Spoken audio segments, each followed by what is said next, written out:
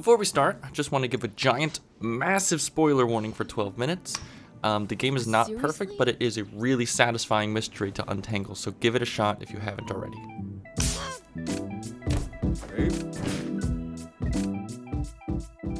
Knowledge as a mechanic is incredibly satisfying. 12 minutes is far from the first game to use it, but it does use it pretty effectively. Instead of diving into new abilities or exploring new areas, the game always retains the same exact environment and point-and-click gameplay, but your knowledge of the characters' lives allow you to interact with them differently. For example, early on you learn that the supposed cop is looking for a stopwatch. The wife pretends not to know where it is, but then reveals it's in the bathroom vent. In a future loop you head there first and pick it up. But wait, that looks exactly like the pause menu background. That's really weird. But that just adds gasoline to your fiery quest for more knowledge. Why is this thing so important? Why is she hiding it? And how does the cop know about it? A couple clever interactions later, and you have Willem Dafoe on the Willem Dafoe, get it? With a serious stab wound, dumping out liters of knowledge and blood by the second.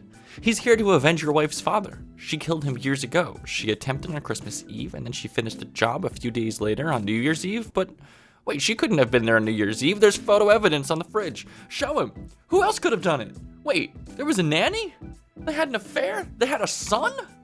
Hang on. Every new clue you find answers one question but creates 5 more. And it's absolutely compelling to have seconds left in a loop but also sit on the verge of some new revelation. Jesus Christ, The spoon. Here's my take on 12 minutes. I would have been happier if it ditched its weird cryptic endings and rolled credits after the last major twist. You're the son, you killed the father, your wife is your half-sister. The game even winds down beautifully at your character's realization of this. No.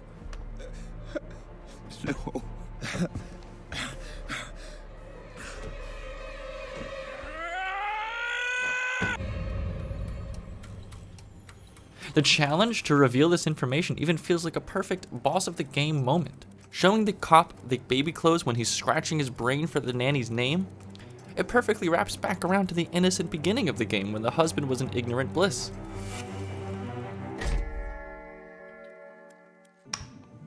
Seriously?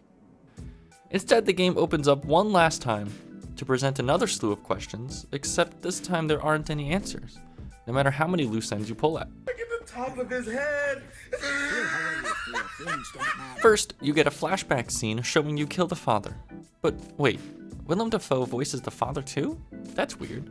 Also, contrary to the entire rest of the game, nothing you do here matters, and you never learn anything new. It always ends with the father's death, even if you say nothing. And then we're back to the main loop. Go ahead and flail around, try to reach more new information here. Alright, I'm ready to get wowed by this dessert. There's only one way you'll get anywhere remotely new, and there aren't really any hints about how to do it. Take the pocket watch and just look at it. Just look at it. The car is not perfect. Just look at it. Just look at it. Yeah, well. What the heck is that? If you're like me, you just stumbled upon it in your obsessive search for new information in this area that you've just spent 6 hours sucking dry of all potential clues. And where does this magical pocket watch take you now? Back to the father's office, except the father is now bald like the cop is, and the father's referring to the events of the game as if this is not a flashback. So, when does this scene happen? It appears to be the missing 2 minutes according to the clock on the wall, though you can also run the clock past these 2 minutes, which would interfere with the main loop's time frames, so what? It's not clear and it's never answered. The game presents us with this final round of questions. Where is this conversation with bald father/cop scene taking place, and when? What's the actual story with this pocket watch? Is it really magical? Why is the cop not mentioned in the credits? Are the cop and the father the same person? Wouldn't either the husband or wife recognize him? Why would he threaten and kill his own daughter and son just to find his pocket watch? And who the fuck does that make Bumblebee? What about the changing portraits on the wall? Do they mean anything? I was staring at this one for, 20 minutes trying to find some kind of hidden message. It's the only portrait that doesn't change in the game. If you're like me, you really wanted to figure out this final round of answers.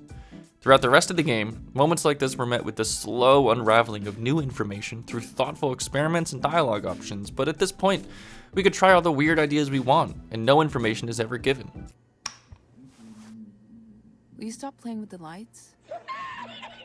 So really the last bit of euphoria that this game made me feel was when I solved and proved this giant husband slash wife slash father slash sister slash brother slash nanny slash cop mystery and caused the main character to have a mental breakdown. Everything after that felt like a disjointed fanfiction episode that tried way too hard to be evocative and mysterious without actually having any answers to its own questions. I know that really hurts, I'm sorry. Kind of felt like a waste of the player's time, which is a shame because everything before it felt so thrilling and satisfying.